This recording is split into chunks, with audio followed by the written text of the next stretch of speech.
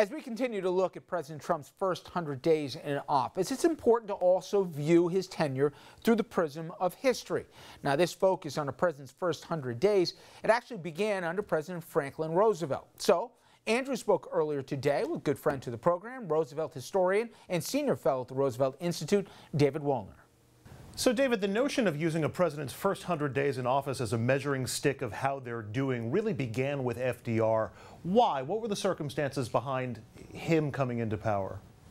Well, of course, Roosevelt assumed power at the height of the Great Depression. And, we need to remember that unemployment across the country was at 25% nationwide, but in some places like Detroit and Chicago, it had topped 50%. The mayor of Chicago sent a letter to the White House around that time saying, if you don't send relief, send troops. So things were very, very bad.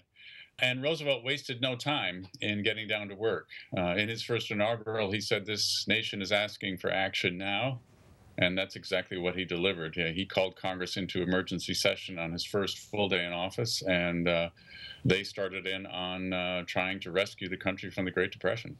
So if the idea of the first 100 days was born out of crisis and managing that crisis, what other presidents in your mind have faced similar crises in their first 100 days, and how successful were they in those 100 days?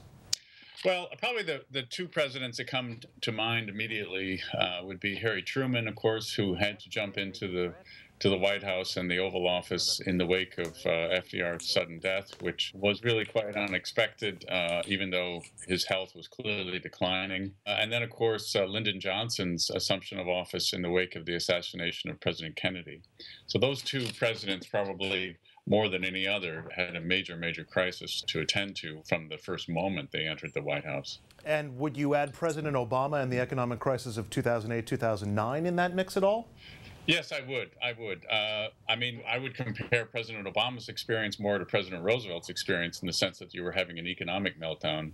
I think where Truman and Johnson sort of share some similarities, that the country was kind of recovering from the shock of the death of the president. So it's slightly different experiences, but both very, very significant.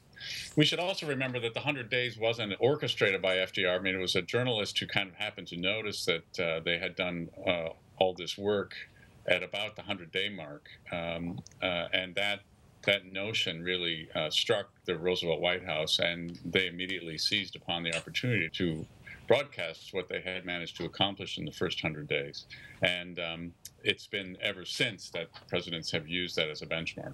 And that brings us to President Trump, who's very fond of saying that he inherited a mess, the world is in crisis, everything is terrible, which to some might suggest that he's almost inviting the comparison for handling the first 100 days, the more he talks down the condition that the country is in when he inherited it.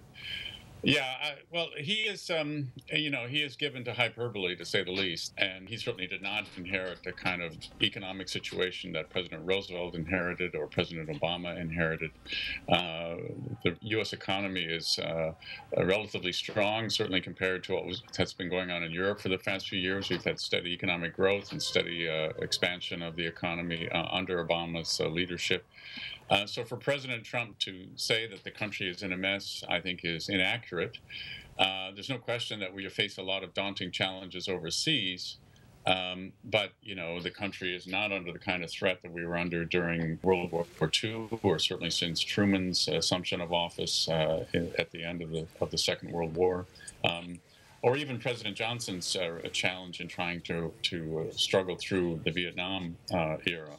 I think that President Obama handed President Trump a relatively stable situation, with the exception, of course, of the foreign policy situation, which again is difficult and somewhat new territory in terms of the types of threat we're facing these days. So let's get to it, David. How would you critique President Trump's first 100 days in office using the historical perspectives of being able to compare his first 100 days to that of the presidents from Roosevelt up until Obama?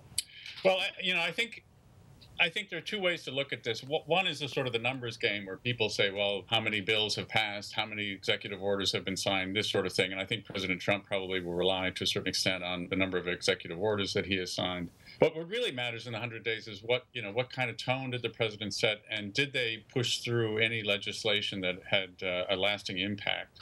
There really is no comparison between any of the presidents since Roosevelt in terms of what they were able to accomplish in their first 100 days.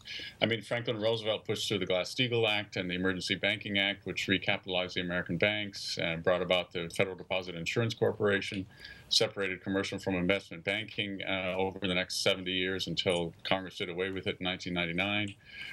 President Roosevelt put in place a homeowners loan corporation, which in 18 months refinanced 20% of all the mortgages in the United States. President Roosevelt put in place the Truth in Securities Act, which pointed the way towards the establishment of the Securities and Exchange Commission. These are lasting and quite deep structural reforms that were put in place that have lasted for decades and in some cases are permanent. So that's really the key here. What is the lasting impact of the legislation that was passed under the first 100 days? And of course, President Trump has not a single piece of legislation passed yet. David Woolner, presidential historian and senior fellow at the Roosevelt Institute. David, as always, thank you very much. Thank you. My pleasure.